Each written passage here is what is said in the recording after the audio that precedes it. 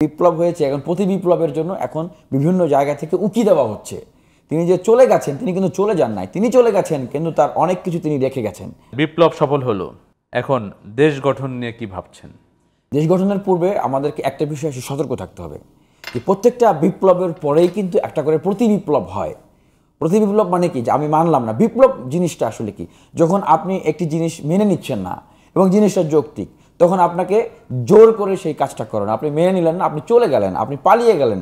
মানুষ স্লোগান দিয়েছে পালাইছে রে পালাইছে, শেখ হাসিনা পালাইছে। আপনার যদি দেশের প্রতি আপনি যেভাবে আপনার সারা জীবন ধরে বলে আসছেন আপনি বঙ্গবন্ধুর কন্যা, দেশের জন্য সব করছেন, তাহলে আপনি মানুষের জনগণের মতামতকে মেনে আপনি সুন্দরভাবে আপনি একটা স্ট্রাকচারাল ওয়ের ভিতর দিয়ে আপনি পদত্যাগ করে চলে যাইতেন, দেশটা সুন্দরভাবে সুশৃঙ্খলভাবে চলতো। আপনি তো তা করেন নাই, আপনি মানেন নাই, তখন বিপ্লব করে আপনাকে সরিয়ে দেওয়া হয়েছে। এবং জনগণের মনস্তত্ত্বকে পড়তে না পারে, এটা একদম রাজনীতিবিদের ব্যর্থতা। আপনি যে প্রশ্নটা করলেন যে বিপ্লবের পর বিপ্লব হয়েছে, এখন প্রতি বিপ্লবের জন্য এখন বিভিন্ন জায়গা থেকে উকি দেওয়া হচ্ছে। তিনি যে চলে গেছেন, তিনি কিন্তু চলে যান নাই, তিনি চলে গেছেন কিন্তু তার অনেক কিছু তিনি রেখে গেছেন। এবং আপনারা দেখেছেন যে যখন গুলি করছে পুলিশ, অনেক পুলিশ কোন ভাষায় কথা বলছে, এটা একটা অনেক বড় প্রশ্ন। এবং গতকালকে অনেকগুলো ভিডিও আমরা সোশ্যাল মিডিয়াতে দেখেছি, যদি এখনও পুরোপুরি আমরা এটাকে ভেরিফাই করতে পারি নাই, তবে এগুলো আমাদের মাঝে শঙ্কা। এবং উনি কোন দেশে সর্বপ্রথম আশ্রয় পেলেন, এগুলো কিন্তু আমাদের কাছে একটা শঙ্কা। হ্যাঁ, যে বিপ্লবের পরে প্রতি বিপ্লব কিন্তু এখন উকি দিচ্ছে। এবং সাথে আমি এটিও যুক্ত করতে চাই যে পদত্যাগ কার কাছে করতে হয়, সংবিধান অনুযায়ী পদত্যাগ করবেন রাষ্ট্রপতির কাছে। উনি কার কাছে পদত্যাগ করলেন, কার কাছে কি দিয়ে গেলেন? হ্যাঁ, উনি কিন্তু একটা উনি যে স্বেচ্ছায় করে গিয়েছেন কিছু, তা কিন্তু না। উনি কিন্তু বাংলাদেশের মানুষকে, ইভেন উনার নিজের দলের নেতাকর্মী, উনার নিজের অনুগত বিভিন্ন জায়গার বা বলতে পারেন যে প্রশাসন থেকে শুরু করে বিভিন্ন রাষ্ট্র মেকানিজমের জায়গা, ওনাদের যারা অনুগত হয়ে কাজ করছে তাদের সবাইকে একটা বিপদের মধ্যে ফেলে দিয়েছে উনি চলে গেছেন। তার মানে কি উনি যে আবার ফিরে আসার চেষ্টা করছেন না, তা কিন্তু না। সুযোগ পেলে আবার ব্যাক করার চিন্তা করবেন।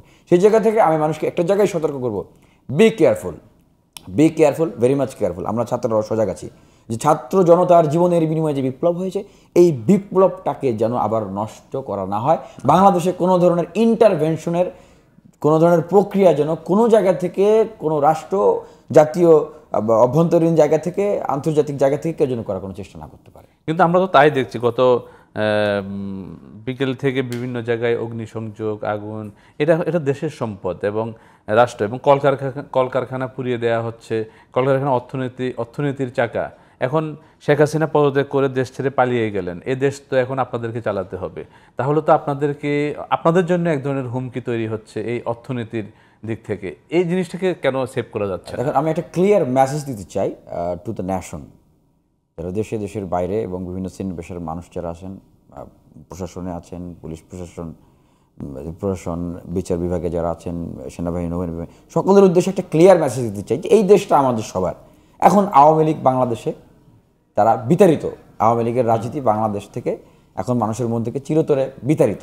এই দেশটা এখন আমাদের, ছাত্র জনতার, সকল শ্রেণী পেশার মানুষের। এই দেশের যা কিছু আছে তাই নিয়ে আমাদেরকে এখন দেশ পুনর্গঠন করতে হবে।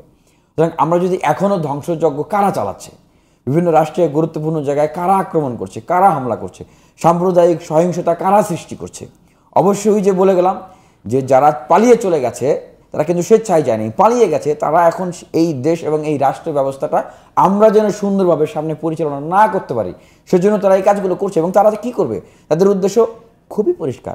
তারা যখন ছিল, আমরা দেখেছি যে আওয়ামী লীগের সাধারণ সম্পাদক ওবায়দুল কাদের সাহেব তিনি বারবার বলতেন যে বাংলাদেশকে এখন একটা জঙ্গিবাদী আক্রমণ হচ্ছে, এখানে বিভিন্ন জায়গায় অগ্নিসংযোগ হচ্ছে, এই হচ্ছে সেই হচ্ছে।